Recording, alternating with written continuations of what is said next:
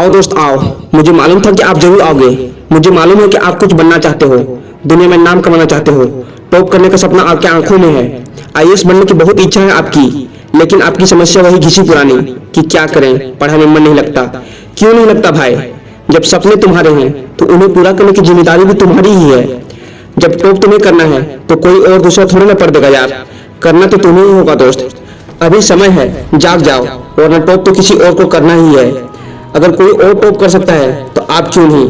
Top करने वाला भी एक इंसान ही होता है और आपको खुशी होनी चाहिए कि आप भी एक इंसान ही हो। जब कोई दूसरा मन लगाकर पढ़ सकता है तो आप क्यों नहीं पढ़ सकते?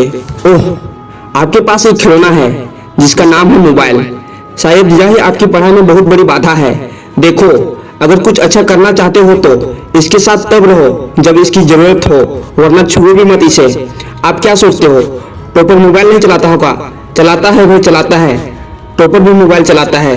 और तो और दुनिया का हर सक्सेसफुल इंसान के पास मोबाइल है, लेकिन वह ऐसे फालतू की चीजें देखने में अपना समय बर्बाद नहीं करते, बल्कि जब भी मोबाइल का यूज करते हैं तो केवल और केवल पढ़ाई के लिए और मोटिवेशन के लिए। अगर वह यह कर सकते हैं तो आप क्यों नहीं? अगर मोबाइल हाथ में आते ही अपने आप आपकी उंगलियां फेसबुक, व्हाट्सएप या गेम खेलने के लिए चल जाती है तो छोड़ दो मोबाइल को। सुनो, यह दुनिया बड़ी अजीब है। यह केवल रिजल्ट देखती है। कम मार्क्स आ जाए तो हंसी बनाने वालों की कमी नहीं होती। एक बात दिमाग में भर लो, जिस समय कोई फेल होता है या कम मार्क्स आते हैं तो दुनिया केवल उस पर नहीं हंसती जिसके कम मार्क्स आए हैं, बल्कि यह दुनिया उसके माँ बाप की भी मजाक बनाती है और उसके टीचर्स की और उसके परिवार की भी मजाक बनाई जाती है। तो क्या तुम अपने माँ बाप, परिवार और टीचर की मजाक बनवाना चाहते हो? सुनो भाई सुनो, ऐसा कभी मत होने देना। आपसे बहुत उम्मीद लगा रखी है आपके माँ बाप ने, बहुत मेहनत करते हैं वह आपके लिए। क्या आप ऐसे ही उनकी मजाक बनने दोगे? क्या होगा उनकी उम्मीदों का?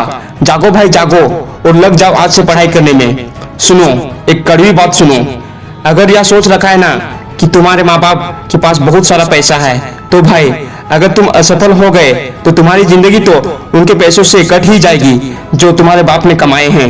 लेकिन दुनिया मजाक के साथ यह भी कहेगी कि देखो, यह है वो व्यक्ति जो जिंदगी में कुछ ना कर सका और अपने बाप के पैसों से जिंदगी जी रहा है। मेरे हिसाब से धिक्कार है ऐसे व्यक्ति पर जो भविष्य में ऐसे शब्द सुनेगा।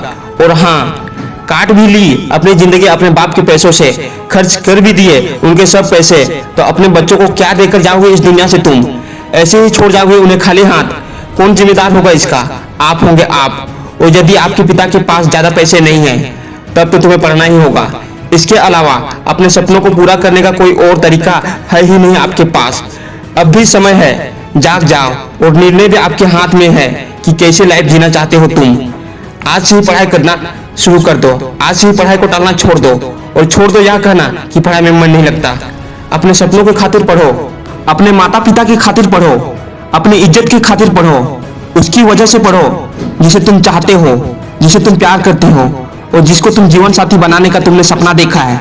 नहीं पढ़ोगे तो उसकी कैसे खुशियां दे पाओगे? कुछ ना हो तो अपने उस दुश्मन के लिए पढ़ो जो आपको जीवन में नीचा दिखाना चाहते हैं।